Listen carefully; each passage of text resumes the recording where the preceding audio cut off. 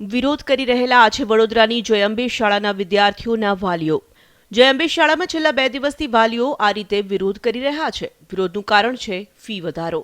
નવું સત્ર શરૂ થતાં જ શાળાઓ ભાવ વધારો ઝીંકવા માંડે છે।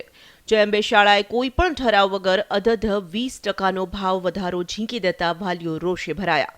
2 દિવસથી વિરોધ કરી રહેલા વાલીઓની વારે આવ્યું યુથ કોંગ્રેસ। ફી વધારો કરવા માટે પેરેન્ટ્સ ટીચર એસોસિએશન જોડે મીટિંગ કરવી પડે, ઠરાવ કરવો પડે અને ઠરાવ કરીને મંજૂરી લેવી પડે પેરેન્ટ્સ ટીચર એસોસિએશનની। એવી કોઈ પ્રોસિજર ફોલો કરવામાં નથી આવતું। ફૂલ પેલા હિટલર જે ટાઈપનું તાનાશાહીનું વર્તન કરે છે પ્રિન્સિપાલ અને વિદ્યાર્થીઓના પેરેન્ટ્સોને ડરાવવામાં આવી રહ્યા છે।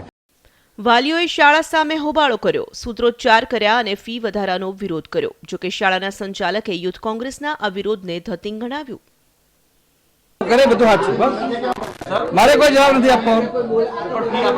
ના નથી વધારે ખાલી આ ધતિંગ કરવા માટે અહીંયા આવે છે, નાટક કરવાની ગાડી।